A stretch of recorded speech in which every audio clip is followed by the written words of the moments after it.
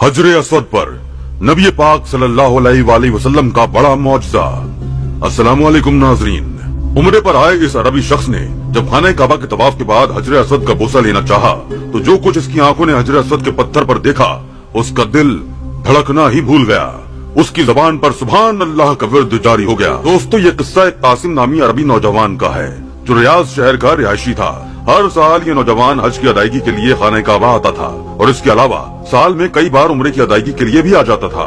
जब भी वो उम्रा अदा करके मदीना मुनव्वरा में जाता, न जाने क्यों रोज़ा मुबारक की जालियों को पकड़कर फूट फूट कर रोने लगता। इसको अपने रोने पर इख्तियार नहीं रहता था।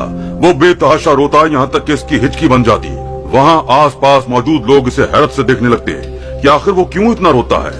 कई बार इसके पास मौजूद नौजवानों ने भी कासिम से ये सवाल किया कि रोज़ा मुबारक में आकर क्यों बेतहाशा रोने लगता है, लेकिन ये सुनकर उसके चेहरे की रंगत फीकी सी पड़ जाती। वो कोई भी वजह न बताता और वहाँ से चला जाता। लोग इसकी कैफियत देखकर परेशान से हो जाते। कई बार ऐसा भी हुआ था कि रोते रोते इस पर गशी सी तारी हो जाती और वो वहीं गिरकर बेहोश हो जाता। लोग उसे अस्पताल ले जाते। अब तक इस बात की वजह कोई भी नहीं जान पाया था कि आखिर इसके साथ ऐसा क्यों होता है। न जाने क्यों जब भी कोई कासिम से वजह दरियाफ्त करता वो चुप सा हो जाता, जैसे उसे किसी ने ये बताने से रोक रखा हो। मगर एक बार कुछ ऐसा हुआ कि कासिम की सारी हकीकत सबके सामने आ गई। कासिम इस बार उम्रे पर आया तो उम्रा करते वक्त भी मुसलसल इसकी आंखों से आंसू बह रहे थे। इस बार इसका एक दोस्त भी इसके साथ था। उसने भी महसूस किया कि कासिम पहले की तरह हंसता बोलता नहीं है, हर वक्त रोता ही रहता है। न जाने क्या वजह थी इसके इस तरह से बिलबिला के रोने की। कासिम ने तवाफ करने के बाद जब हजर असद का बोसा लेने के लिए अपना चेहरा आगे किया तो सामने का मंजर देखकर उसका दिल ही धड़कना भूल गया।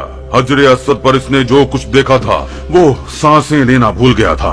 बिना आंखें झपके वो हजर असद को एक टुक देखे जा रहा था।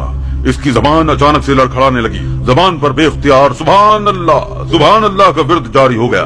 अचानक ही इस पर रिक्कत सी तारी हो गई। वो बेतहाशा रोते हुए बुलंद आवाज में सुभान अल्लाह पढ़ते पढ़ते बेहोश हो गया। इसका दोस्त ये देखकर बुरी तरह से घबरा गया। वहाँ मौजूद ज़ायरीन भी उसे देखकर हैरान परेशान से हो गए थे। इसके दोस्त ने वहाँ मौजूद चंद नौजवानों की मदद ली और उसे अस्पताल ले गए। जब कासिम को होश आया तो वो बहुत खुश था। कहने लगा कि मेरी तौबा कबूल हो गई, अल्लाह ने मेरी सुन ली है। वो बेहद खुश था। इसके दोस्त ने इससे पूछा कि तुमने ऐसा क्या गुनाह किया था?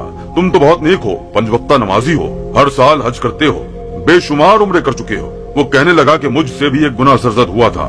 रियाज में जब मैं कॉलेज में पढ़ता था तो मेरे कॉलेज में एक लड़का था जो कि सैयदजादा था। वो लड़का बहुत नेक था।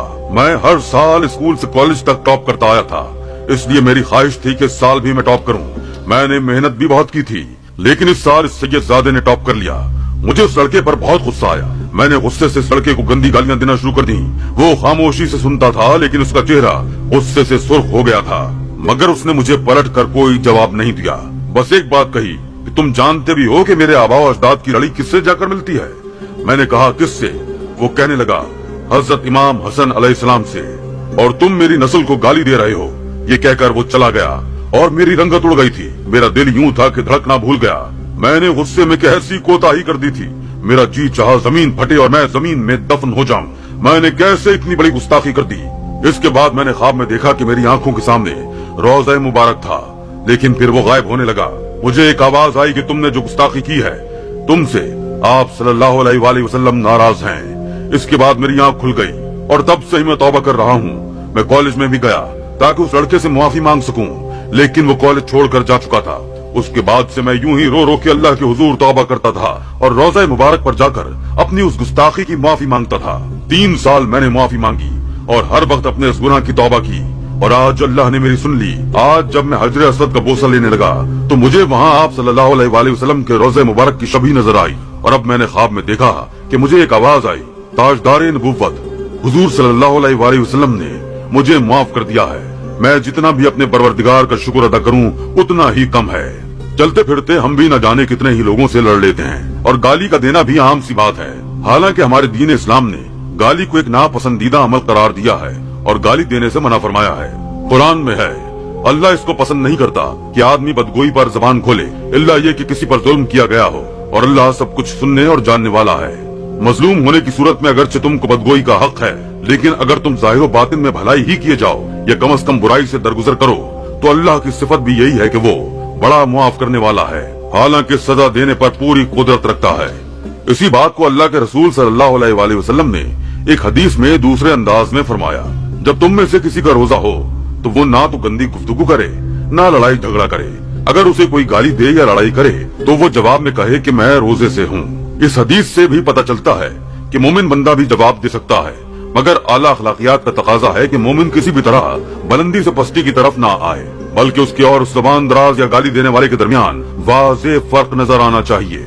हजरत अब्दुल्ला बिन मसूद रजी अल्लाह ताला अन्हु से रिवायत है कि अल्लाह के रसूल सल्लल्लाहु अलैहि वसल्लम ने इरशाद फरमाया, किसी मुसलमान को गाली देना फिस्क और कत्ल करना कुफ्र है।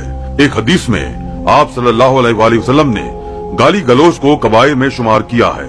हजरत उमर बिन आस रजी अल्लाह ताला अन्हु से रिवायत है कि अल्लाह के रसूल सल्लल्लाहु अलैहि वसल्लम ने इरशाद फरमाया, आदमी का अपने वालिदैन के साथ नारवा सलूक बड़े गुनाहों में शुमार होता है। सहाबा ने पूछा, ए अल्लाह के रसूल सल्लल्लाहु अलैहि वसल्लम, क्या ऐसा भी मुमकिन है कि कोई अपने वालिदैन को गाली दे?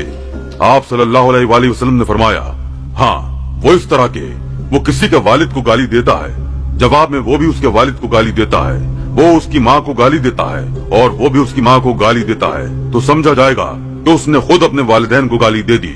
एक आलिम दीन फरमाते हैं कि किसी सैयद को गाली देना इससे बड़ा गुनाह है कि किसी आम मुसलमान को गाली दी जाए। ऐसे शख्स को चाहिए कि तौबा करे और सैयद साहब से माफी मांगे, क्योंकि अगर कोई अपने आप को सैयद कहे तो हम पर यह लाजिम है कि हम तस्लीम कर लें। यही सरकार आला हजरत की तालीमात हैं। जैसा कि मशहूर है कि पालकी उठाने वाले ने जब अपने आप को सैयद कहा तो आप पालकी से नीचे उतर पड़े और सैयद सादे को पालकी में बिठाकर हालत बीमारी में सफर किया।